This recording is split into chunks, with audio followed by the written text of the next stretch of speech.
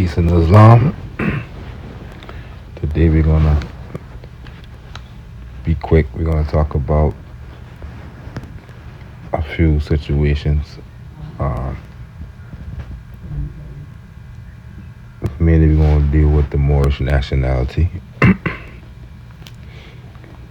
plan on doing videos about these specific topics uh, in this own series, but we're gonna start with this. See, at the time, 1865, the free national constitutional law, that was enforced since 1774 declared all men equal and free. And if all men are declared by the free national constitution to be free and equal, since that constitution has never been changed, therefore there is no need for the application of the 14th and 15th Amendment for the salvation of our people and citizens. So, he said a lot in this, but this is an example of a theory of law called grandfather law. Grandfather law states that a stipulation or agreement already made can stay in effect even if the agreement changed for one group. The group that invokes the old agreement is said to be grandfathered in. And according to this divine warning for the nations, we can see that he using the term no need for the application. So when you see Moors, you see them on YouTube, you see the ignorance, the ignorant try to act like they know what's going on, calling themselves lawyers, and then they'll put up videos of Moors saying, if a Moor says something don't apply to them, and then they'll write a newspaper article saying that, well, see, look, Moors saying that the laws don't apply to them, which is an ambiguous term because laws do apply to them. Many laws, probably more than the average citizen, but that doesn't mean laws, quote unquote, ambiguously apply to them. What they ain't doing is making it specific. Because Jim Crow laws are also laws, but did that apply to everyone? Or was it some people who couldn't make the claim that those laws didn't apply to them, right? And not just Jim Crows, we got black codes and many other codes that go against the original agreements made by our forebears. On this land today, many people using the application of the 14th and 15th amendments for their salvation, and that's why that makes them of a lesser status than those who are nationals based off the original documents that have been made. So it ain't matter if a person white, black, whatever, that automatically show that they don't honor their foremothers and forefathers because they ain't going by the names that they were at the time of the declaration that all men are created free and equal on this soil. The 14th and 15th Amendment is diabolically opposed to the original precepts of the country, quote unquote, country. But as we can see, is the only true nationals on the land is Moorish Americans because they're going by their foremothers and forefathers, what they were at the time of the establishment of the so-called country. And people who call themselves black and white coming under the application of the 14th and 15th Amendment. So they dishonoring their foremothers and forefathers, and that's why the so-called country is a shit show.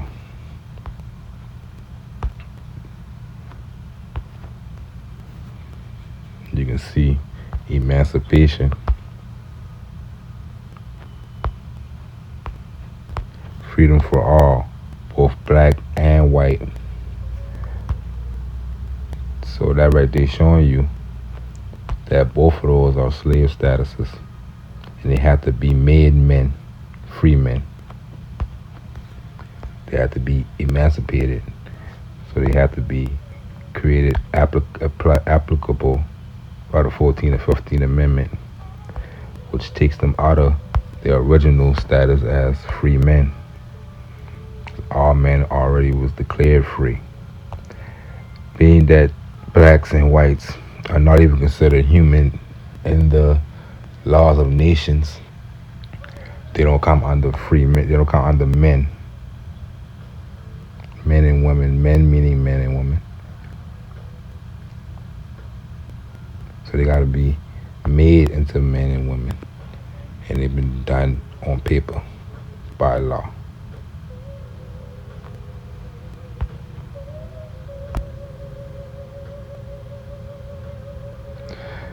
Okay, now let's get back into our history and let's finish that up. And then we'll get to more of these modern day understandings of how this all tied to thing. But we gotta know the history. You cannot know nothing about your present or your destiny, your future, without knowing your past. All the clues lies in the past. So as we can see here, we got Moors operating in different forms of what we do as governing, building nation. But we're gonna see what this is. This is what we call Islam before the term Islam even existed.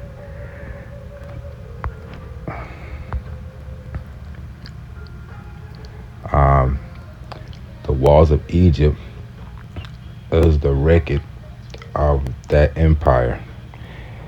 Noble Ali and Moorish Americans, we termed that empire the Empire of Egypt, capital dominion of Africa, the capital dominion of Egypt, the Empire of Africa. But we're talking about most of the world at this time. So we can see different Moors on these walls from different parts of the world. Because this way they're keeping the records.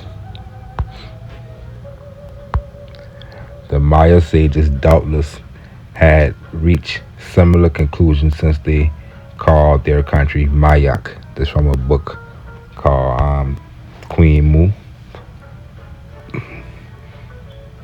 That is, the land first emerged from the bosom of the deep, the country of the shoot. And the Egyptians, according to Herodotus, boasted that their ancestors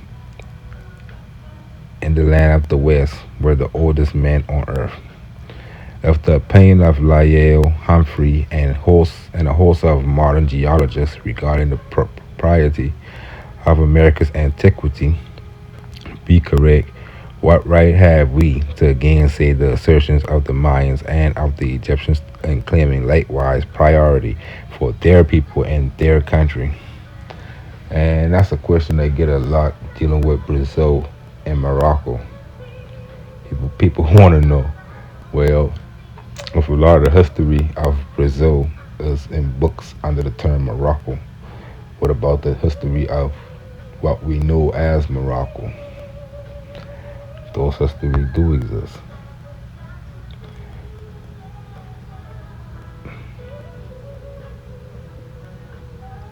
So do the Egyptians and so do the Mayans.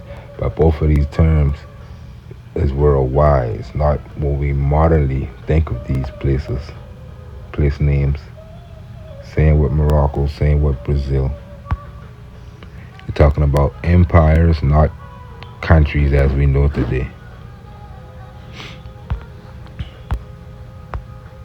It is well noticed that, like all the Maya authors who have described the awful cataclysms that caused the submersion of the land of Mu, and that's another term that's been used for Brazil, Mu. Proclus mentioned the existence of 10 countries or islands as Plato did. Can this be a mere coincidence, or was it geographical knowledge on the part of those writers? That's what it was.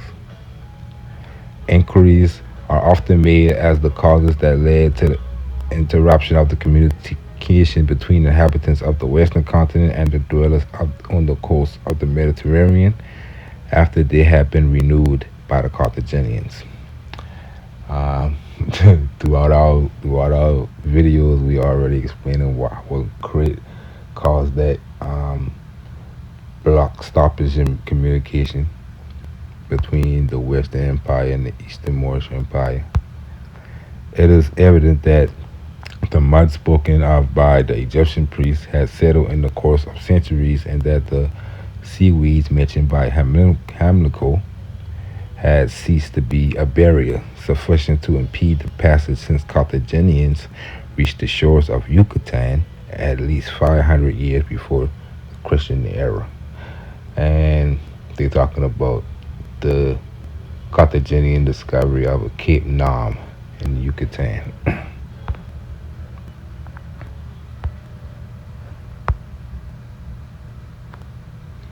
The causes may be found in the destruction of Carthage, of its commerce and its ships by the Romans under Publius Scipio. The Romans were never navigators. After the fall of Carthage, public attention being directed by their conquests in North Africa, in West Asia, and in Greece, to their wars with the Tetuans and the Cimbri. Now, these wars are actually was actually happening over here too. At the time of between Rome and Carthage, it's just a prelude to what we're going to get between the Moors and Christians later,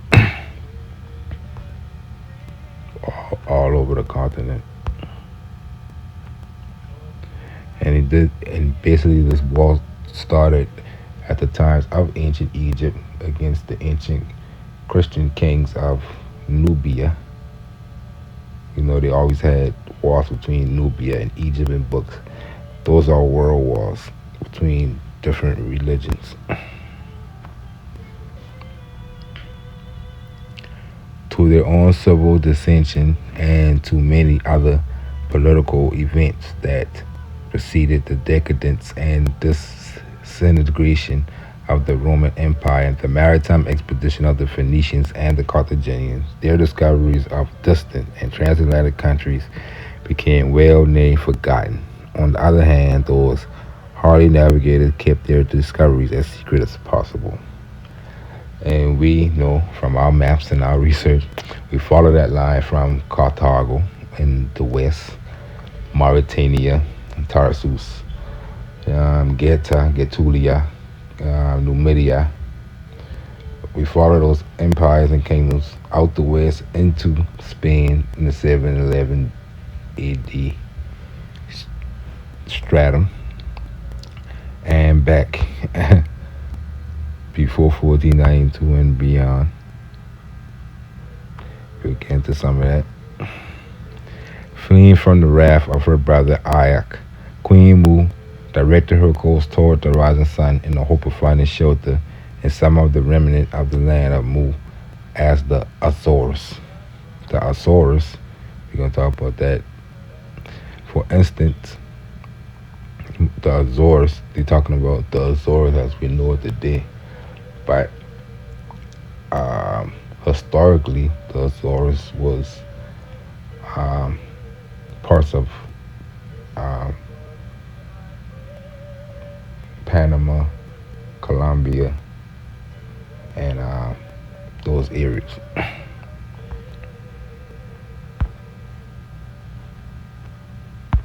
I'm pretty sure the person who writing this book, who wrote this book, this is just the preface, and they talking about the Azores because they saw that somewhere in the story of Queen Mu. But they gotta realize, they don't realize that the modern day Azores wasn't called that at that time. Failing to fall in with such place of refuge as she was seeking, she continued her journey eastward, and they last reached the Maya colonies that for many years had been established on the banks of the Nile. The settlers receive her with open arms, call her little sister Isis, and proclaim her their queen. You can go find maps that got up and down the Nile terms with Maya in it. You find an old map of Egypt and look up and down the Nile, you see towns with Maya called Maya. So this the child Tut, the child King Tut, and this the adult King Tut. You can see him with the jaguar skin around, just like the Moors in the West Egypt, what they call the jaguar. Featured image at the entrance of the tomb of the wet nurse called Maya. So her name is Maya.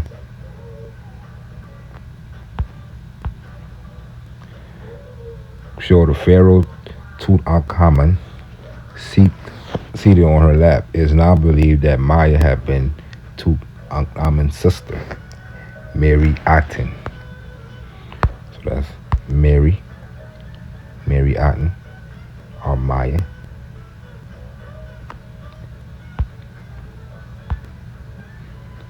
So as you can see, basically a lot of this, what we're dealing with Egypt, is a record of an empire, not the record of that place particularly. Just a place to get records. They also get records in uh, the Yucatan or Mexico, out in that area. Also get records in um, and Shinar. We also get records in India. But all these records are records of an empire, not just that place that the records are kept. Another Mary Aten. So you can see different malls from different parts of the empire. You see this red and white. We're going to see this come down history. So we're going to know what these Moors basically are. That look like Mauritania right there. Might could be wrong.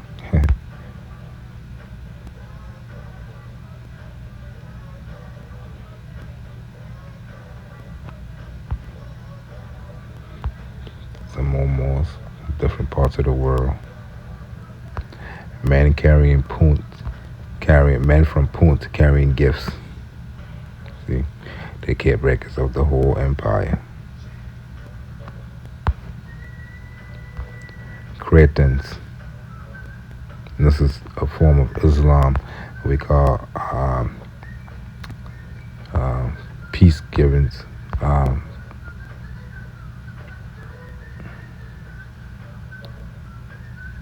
Nevertheless,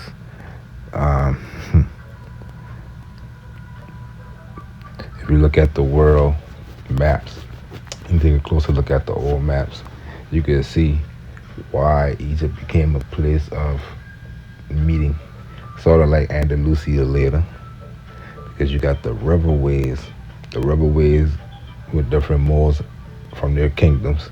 It all come up through different parts through the riverways.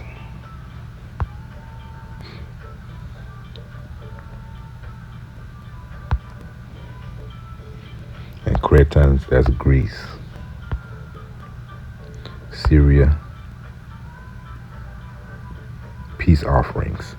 That's why in the chapter 47 they say the Moors got permission from the pharaohs of Egypt, because they were talking about an empire already. Everybody already in their own kingdoms. They just now getting recognized or put under in the books, get mapped out now, their kingdoms. Ain't that they actually went to Egypt and then get permission to come here and all that. That's the mundane way of thinking. We talking about an empire. We talking about um, protections and trade rights and use of ports and trade routes. That's what we mean by permission. Permission to join the rest of the world in trade, commerce. So this is the beginning of setting up an empire, which is the beginning of the Moorish Empire according to our records. Even though it's not the beginning, it's just what we set as a beginning. Chapter 47. Syrians. And they don't got the name down here, but you can see different Moors.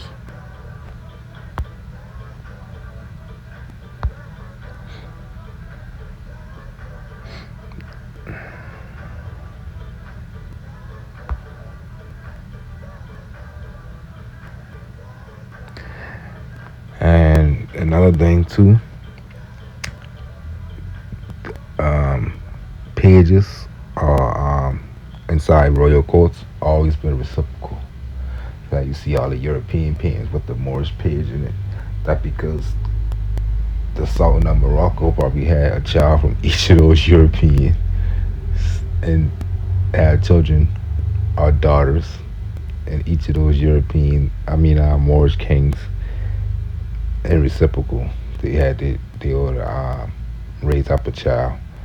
Um, and the courts of the Moorish American kings, you had Peruvian children, you had children of the Empire of Mexico, which been half the North America at that time. You had other Moorish, you had other European children, you had a lot of different. That's how we know which empire has been operating, which kingdom's been operating at this time, because you can see the different children that they would give inside the court of Peru of their king. They would have had children from Morocco, being that the other side of the Andes was Morocco, and they would have trade children back and forth to learn inside each other courts their customs and their ways. So that's an example of this right here.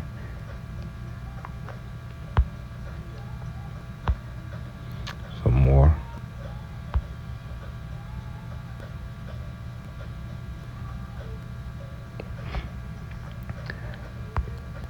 Look at these paint. These paint right here. I believe they allegorically paint Moors, different Moors of the time, inside these paintings. These different allegorical scenes. But what we can do, what we can see from these paintings, is how the Jews and the glamorous, the Moors be dressed compared to other people. But as we say, as Moors, you in your higher self, you as a noble.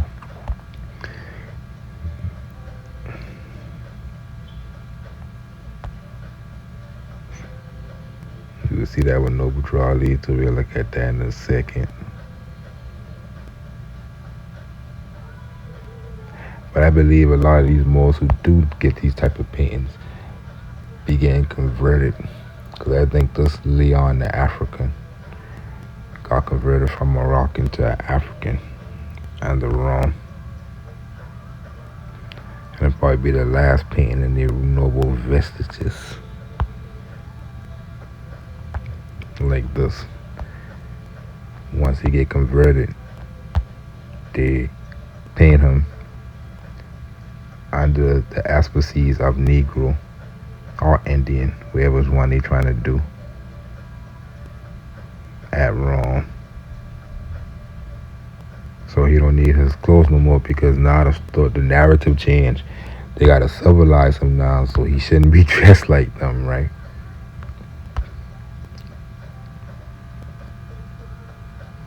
This painting right here remind me of like Masonic paintings, where they teaching each other what the true history been. Like how you make a Negro Christian, how you make a Moor Christian.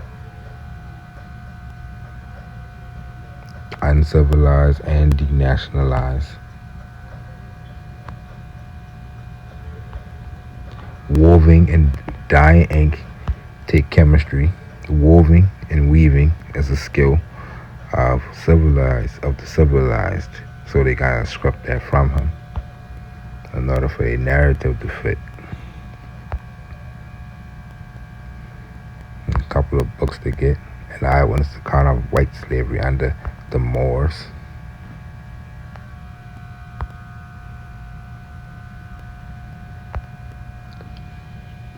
Black slave owners, so-called black slave owners, which don't make no sense.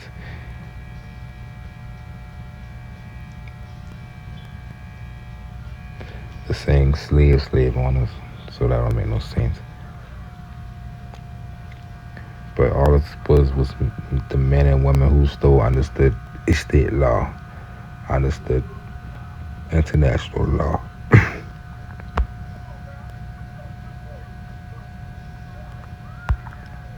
They could have managed their own estates, where the Negroes are masters. All these books written by people who ignorant.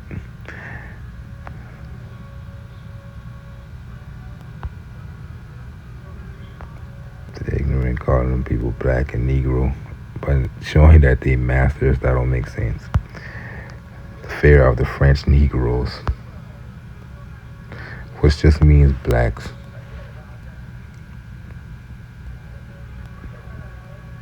In our English tongue. You can see they got the red, white, just like those on the walls of Egypt, and they got the blue too. That all come down from the ancient empire of Egypt.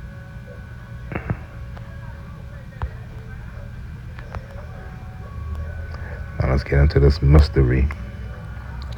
This is the city of Mauricio.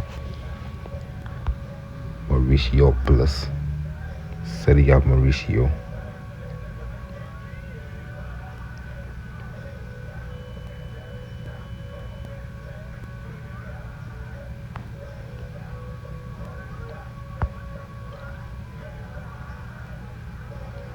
And this is in Brazil.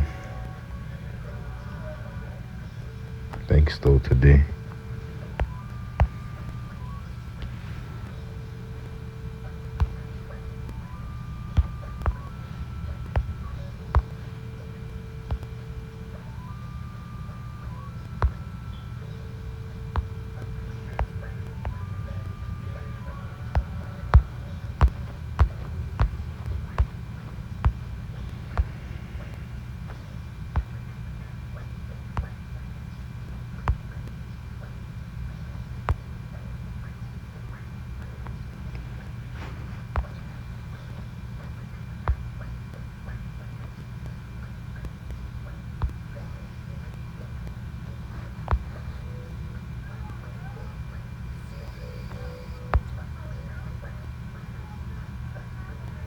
Marienburg, I think that's the city of Mauricio.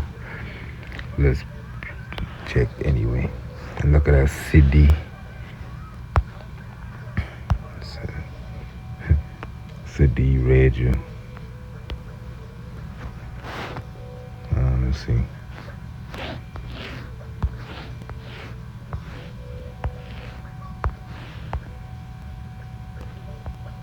And Maurice means Moorish language. In Latin, there's Marique. That's like when we say speak English. In Latin, that's Anglique. Anglique means speak English. So Marique means speak Moorish, whether they know it or not. Okay, I think this is right here. Marie-Strat.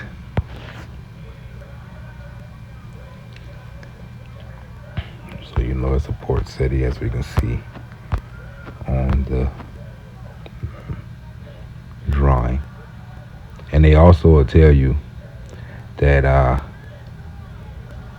the guy, the artist who drew this wasn't actually even on the website. They'll tell you he wasn't actually the America. He'd been guessing from other Dutch navigators, which don't make sense. He can just get on the ship and go paint it. And to get the city as accurate as this, it ain't been no guessing. They just saying that because all his paintings got people who look like this on it, all over the place, doing the different jobs and stuff like that, shipping, sailing, stuff like that. Instead of telling you the truth, they'll come out with that ridiculous notion. So let's deal with this Maurice. Nuno. See, when I translate this, that means Wikipedia, they don't got an English version of this page. So we got Nuno Fernandes de Atede. Nuno Fernandes de Atede, Lord of Penacova, was a Portuguese nobleman and military famous governor of Safim, where he led several struggles in defense of Portugal domain, especially during the siege that the city suffered at the year 1510. He also stood out as a commander of a Luso-Berber force of 3,000 men that attacked the city of Marrakesh in 1515. Now these some of the most, what I say, been Americans at the time when it wasn't called America, called Safim and Marrakesh. We're going to show you in the future videos how these events coincide with events in American history. We should have, right? Because 1516, that's after 1492, so the stories do exist. We're going to tie them. So we got Mount Claros. That's another clue. Mount Claros is in Brazil.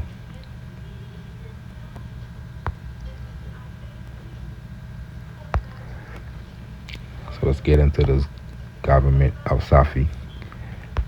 And it has also happened at that time. That's from this text. I just translated to English. And it also happened at that time that as there were 5 ships that had left the city of Seville, Seville in Spain, for the Western Indies of Castile. So these old books talking about America as the Western Indies of Castile, with many war ammunition such as spears, swords, rodelas, shotguns, and artillery, and many supplies and merchandise. And with a storm, they came to take the island of Mogador, which is in Brazil or Morocco. And while the Indians were at the anchor, they came to the coast, where the captain drowned with his wife and children and many people and some horses. And many of them came down the beach to Safi. And as their sheriffs heard about, so the Indians got sheriffs, right? That we call sheriff today. But that's a Moorish prince of the Sharifian bloodline. As we can see, they talk about Indians and they talk about Safi. We're talking about around the same time of this Nuno, he the governor of Safi.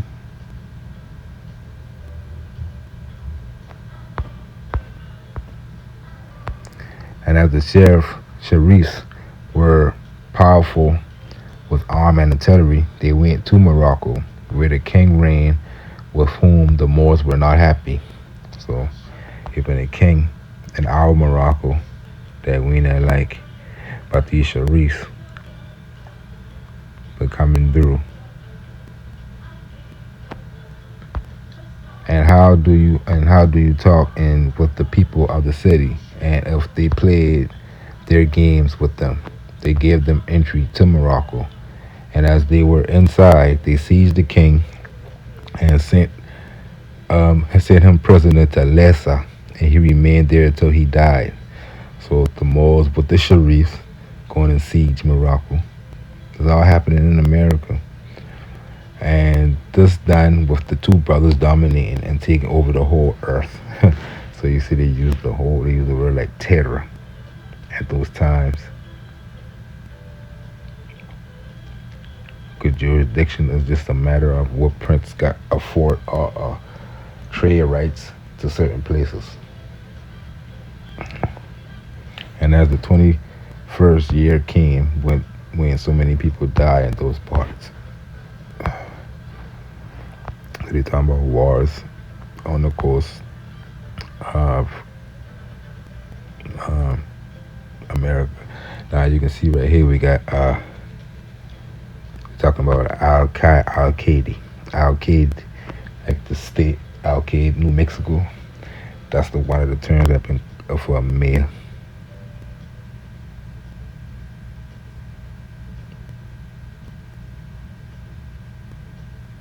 But you can see how the Portuguese involved, the Christians involved, and all these Moors.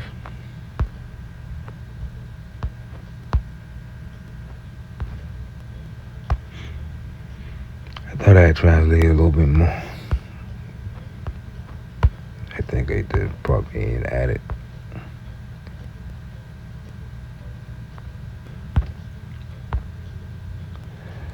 We can fast forward until the time of Count Mauricio.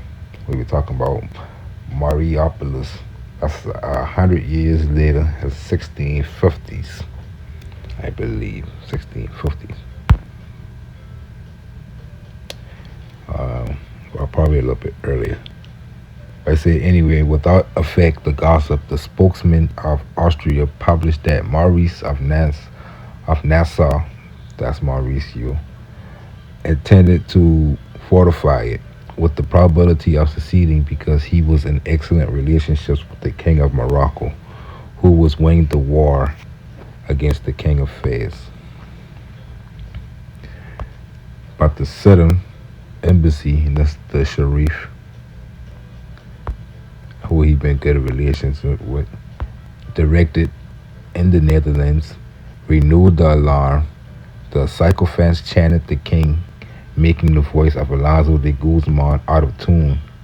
With one foot in the grave, he wrote that the square would be of little use to Count Mauricio, even giving it a fortress, because the high board ships did not pass the bar. I know that's true. I think Count Mauricio actually did get a good port. As we can see in that painting, they look like they had a nice port. But as you can see again, we see Alonso de Guzman, who only dealt with American issues with Spain. Only. Really. And we see Mouli Sidham and his embassies in Netherlands and Count Mauricio, I guess, getting a fort or embassies in um, uh, Morocco. At this time, we're talking about America. These are the clues. We see the flag of New Holland popping up around this time. We see also known as the flag of Dutch Brazil. So this is just more clues. See 1630s and until 1654.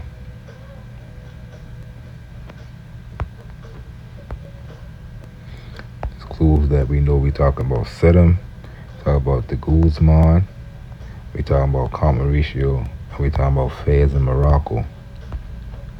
At the same time, and you got these flags talking about Dutch Brazil.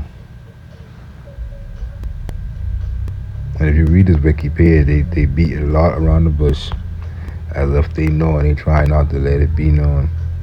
So you got the variant different flags, I believe, because of these different Moors. They gonna tell you something else. They think this mean, they say they say they don't got no information on what a monogram is, but they gonna guess anyway. And their guess is this is Juan or Iones Mauricio. I am. They talking about how the Dutch did monograms. The Republic of the Seven United Netherlands, red, white, and blue, and it displays the monogram CIMD in the center of the white stripe and crown above it on the upper stripe before both gold colored. So you notice the line of gold we're talking about Dutch Brazil. While the flag of the Dutch West Indian Company is relatively well documented, one finds no records of the tricolor flag with the IM or the SITM. You see, they get rid of those. They're trying to hide those two. I'm gonna show you why. Monograms in flag books or flag diagrams published between before they ain't even messing up the 19th century. Nevertheless, Clovis Ribeiro work popularized such a design as the flag of Dutch Brazil, and it was reproduced by several authors since then. So they're telling you that's what that flag is.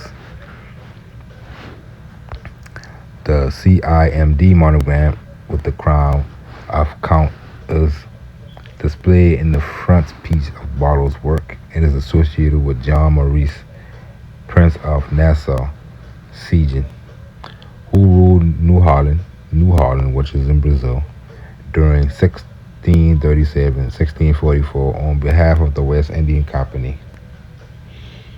So we always gonna go back and find just Maurice and who he got relations with to at that time. And in the mid 1600s, he got a relationship with the King of Morocco and Fez now. So they say the exact meaning is not known, but it is certain. So they now is certain that the nuptials IM refer to Johannes Mauricio, John Mauricio of Nassau, as they are represented in the painting Black Molaire.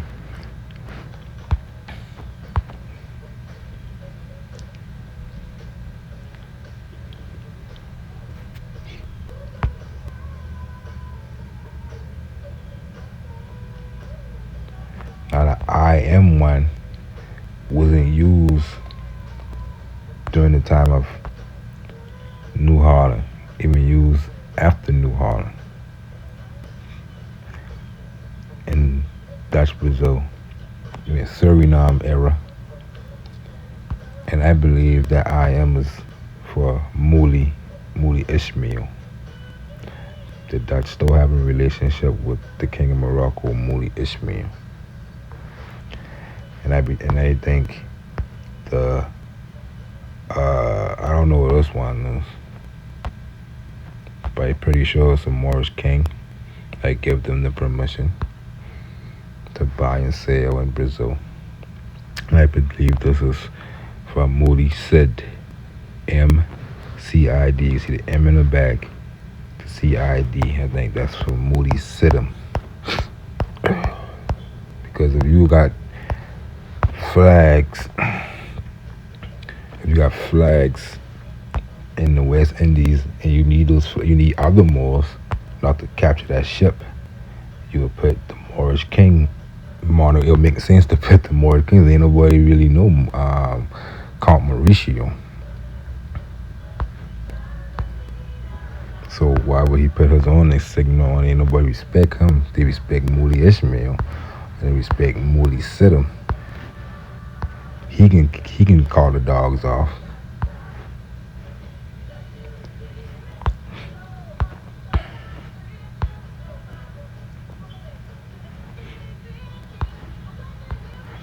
And I believe this may be Count Maurice, with a name like Mauricio at that time. Definitely, most likely with dark skin. We see the ostrich feather meaning nobility in Morocco. The ostrich feather is a signal of nobility in Morocco. His clothing is what we would consider Dutch. And why would they just paint a random motherfucker? If you go search for Moors in Brazil on Google, this painting will pop up.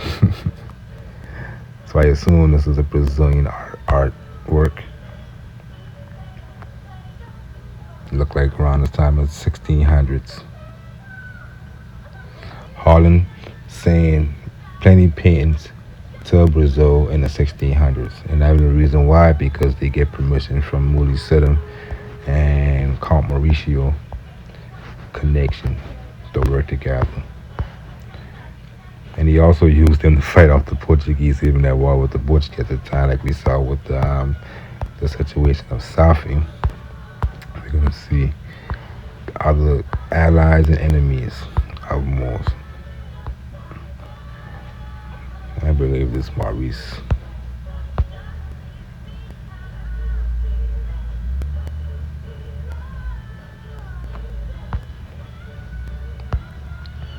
It's a colorized version of the Moors in Morocco and Egypt with the faces as the gods.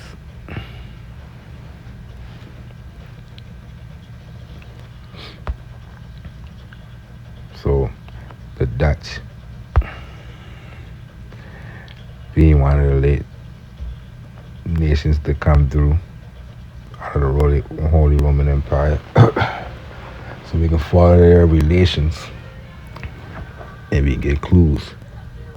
So as we see, they say the smoking more. Smoking, Rokende being the adjective, Morian, more being the noun. I'm gonna show you how we take the adjective and erase the noun, and other people do that. And we still doing that to this day. Always to erase this noun because this noun take you back to us, and they don't want you to go back to that because they give you modern day rights to all these ports and kingdoms. You be Moody said them that they have to come see about. And we see some more Dutch. Bleaking Morian. Black Moor. Again, they erase them now and they keep the adjective. So now you got people who just black. They take the adjective, make it a noun.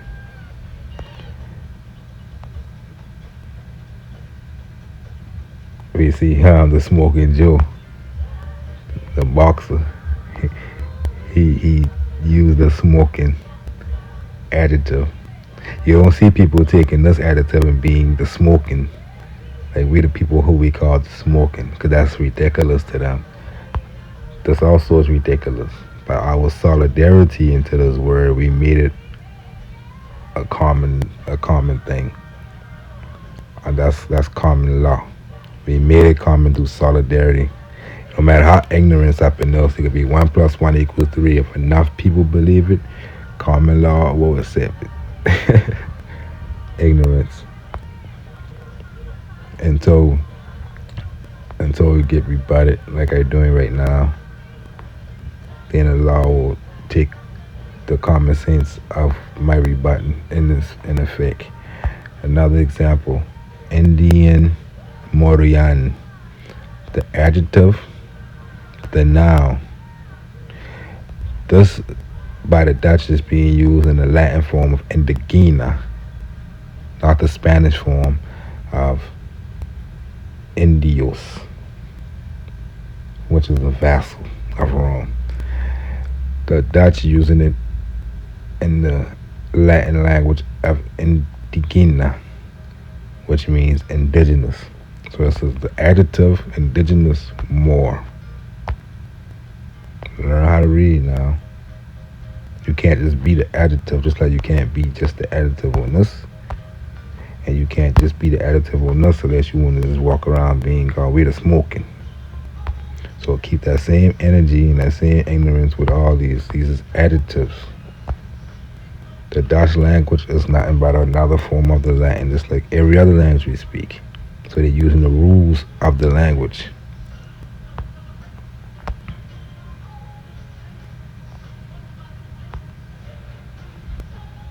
So people take this adjective and make it a name now, and also this one. So then, if they think that makes sense, ask them if they're going to take this one next.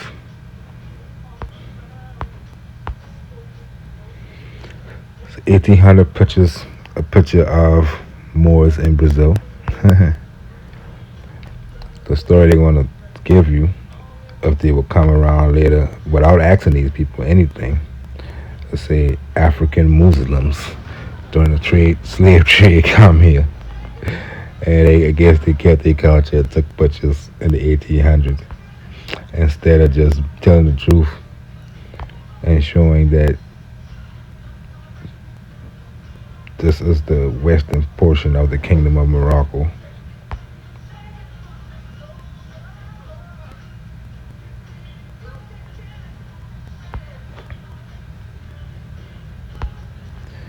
Okay, we're gonna see some more improprieties.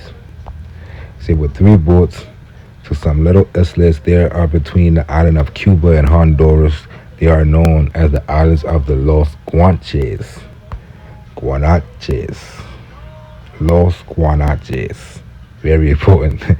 And we had to go in arms and fill up the boats with cargo of Indians from the islets to serve as slaves. Here, Burnell used the words esclavos, slaves, against Velasquez, whereas he had previously avoided speaking of the Indians whom Velasquez had promised to him. The chronicler immediately denied that he admitted this pretension of Velasquez.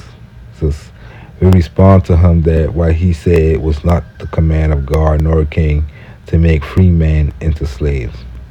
So what they basically trying to tell you is these Guanches, the El Moros, who lose their nationality status based off conquest um, and capitulations and possessions, and they now getting put into the story as the Indians now in America, New World.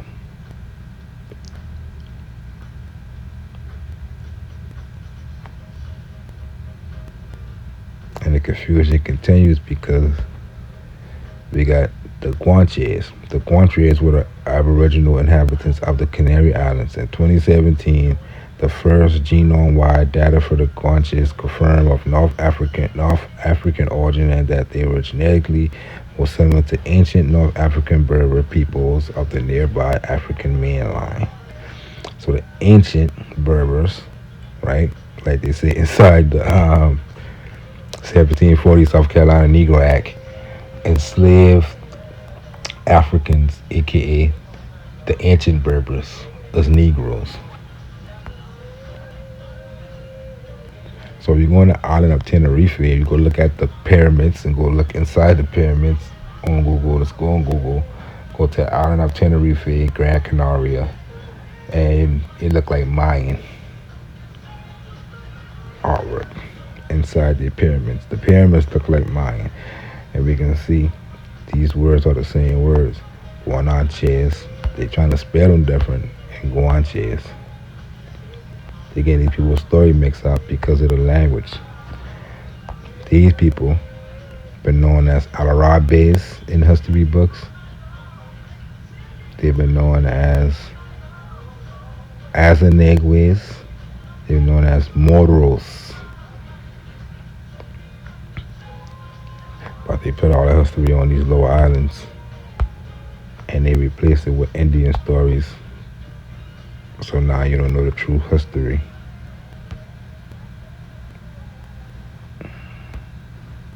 As you can see, the laziness, they ain't even really changed the names of Guanches and Guanches, got the same thing.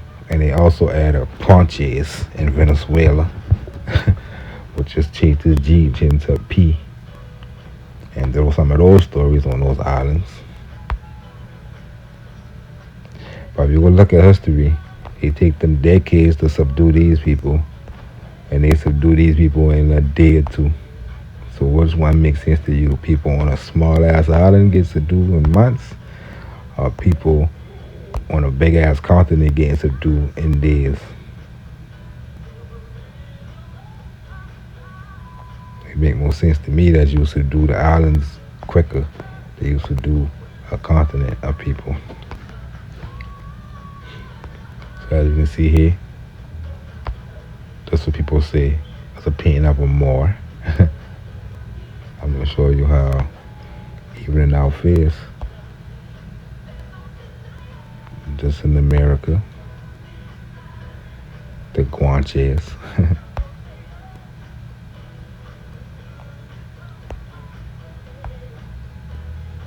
And you see in the History Channel, they talk about the Mayans with the helmets on. Look like they got a helmet. No, this is what they got on.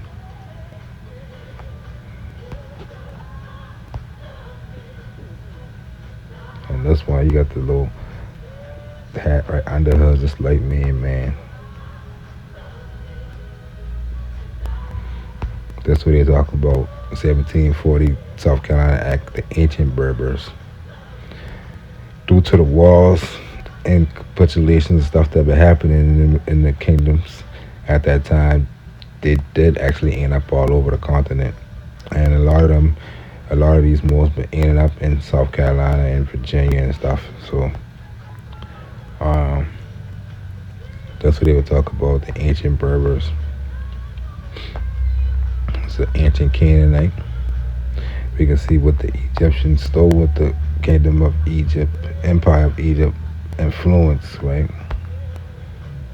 You see the shaft, the shafts going across. You can see Noble Draw leave with that. Going across both sides too. And then we can see the Almazer that we talk about in other videos that come between the legs, the Almazer.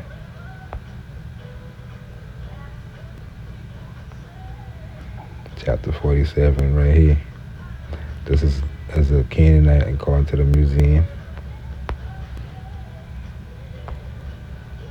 So what we're gonna see is this right here. Now anybody that know he had no for some reason he had no all this shit. Like yeah. You see that royal sash we see.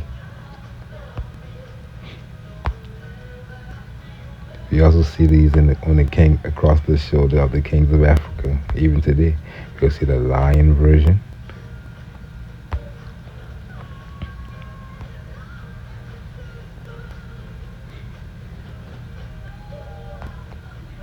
Just pay attention to this. You're gonna see this later right here. I already not showed it in a couple of videos. It shows on your boy from Haiti. Pokemon and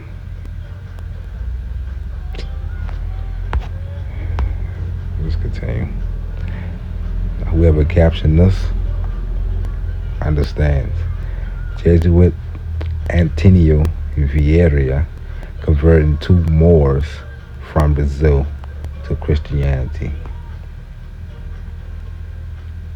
So we know where there's in Moors is in Morocco. We know Brazil is all Morocco. So we know the reason why he say Moors. And we also see where they about to be something else in a minute because they about to get converted. So everything about to change in their mind, history, their name, their place names, their maps, their dates. Now it gonna be the year such and such at their Lord Jesus Christ. The year of their Lord. That's the year of their calendar gonna be after this conversion. Like us today. We still go by that calendar. We still go by those maps. It's just prima facie evidence that we just a bunch of converted Moors. As we can see in Noble Drawley, same thing around his waist. So we can see Brazil. So we know that's Morocco. And we know she's a Moor. That's why when they basically ask him, who are these people? Who are we? Moorish Americans. He been going by basically historically what it was.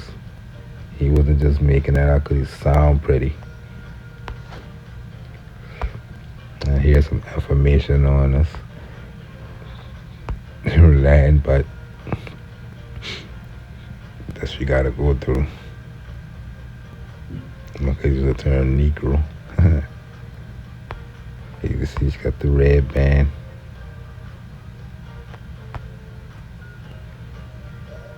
Man and woman in Brazil. Reward room, Moreirias Bilad. Men and women in Brazil.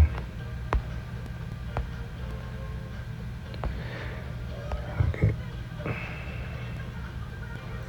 That's all I want to show today. I want to show you about this Count Mauricio story because it leaves a lot of clues. New Holland, Dutch Brazil, West Indian Company. Look into those things. Look at their dealings. Because if you're in the West Indies at the same time you're dealing with the King of Morocco, that coincide with the United States have to deal with the King of Morocco 200 years or 100 years after this. Still got to deal with it. Which also means today on the side of on the side of the world, you got to deal with that. The land of Moors, not blacks, not Indians. You're taking the additive and try to make it the thing.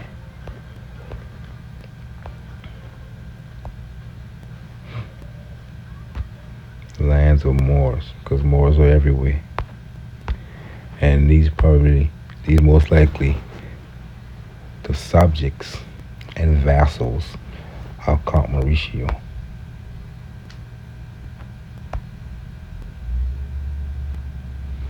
These the vassals and subjects of Muli Siddim, King of Morocco. And even to this day, from 1770, 86, when they did the treaty, everybody was either a vassal of Rome or a vassal of Morocco. Everybody. And I've been determining their relations in the United States. So even today, you either Roman or you Moorish. Ain't no in between. Tell me your name is, and I'll tell you either that's Roman or Moorish. So peace till next time.